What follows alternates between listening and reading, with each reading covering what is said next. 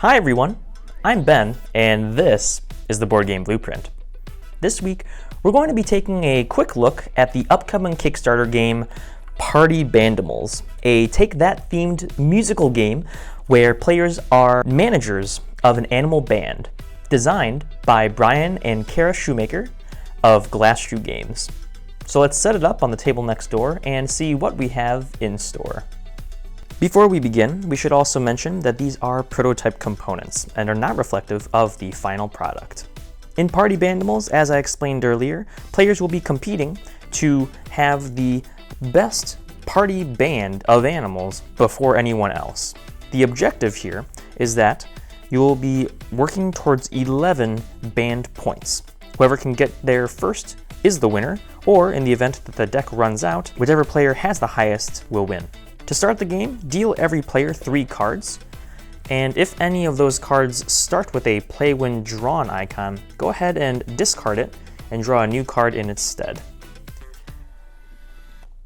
Every player will start the game with 3 cards and draw up to a hand of 4, at which point they will then play one of their cards.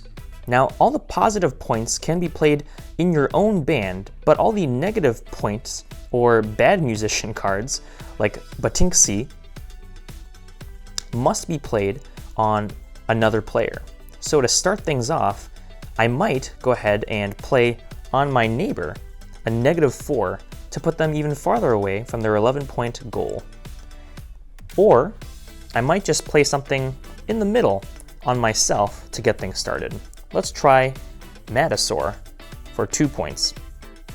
Play will then pass to the player on the left, who might try to nullify a little bit of the work that I've done.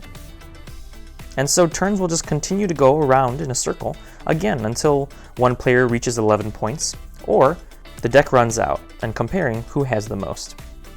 There are a couple of neat effect cards as well.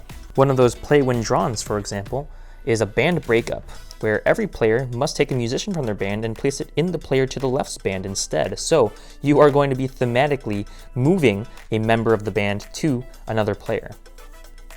Or you might try to get an extra point on another player's turn with Jeffrey. Take a card an opponent just played and play it on yourself during their turn instead as a counterpoint. Skip a player's turn, allowing them to draw a card to repair a broken bus. Or even, when your dad appears in the studio, preventing other good musicians from being played until your next turn. The artwork is a lot of fun, and I want to say that there is some consideration that comes to all the different characters. Perhaps you might see yourself in one of them, and that might become your favorite card. One pretty great thing to note about the layout of the game is that the negative artists or musicians who are a little worse off have the spotlights off in the corners, whereas one who might be a better musician has the lights on. This can make it a little bit easier to see through your hand what is what and which cards you can play on which players. I mentioned that Bandimals was a take-that game, and basically what that means is players can directly influence others by placing different cards or powers that change their immediate status. By using your turn to place a card that has a negative effect on another player, you are making them take that, and they really do. This type of mechanic can really be fun for a lot of younger players who can force mom and dad to take what they dish out and level the playing field a little bit. In Bandimals, there are a few cards that are beneficial to the entire table. Like when Dad buys tickets, everyone can draw a card and then play it immediately, which, again, can help or hinder everyone around the table.